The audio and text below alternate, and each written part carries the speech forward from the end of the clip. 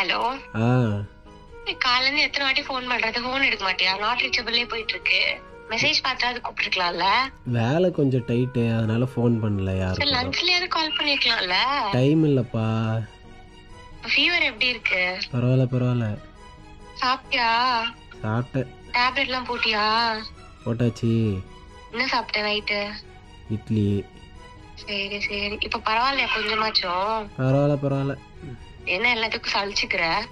ஆமாம், நேற்று அந்த பேச்சு பேசுனேன், இன்னைக்கு என்னவோ அக்கறையாக பேசுகிற.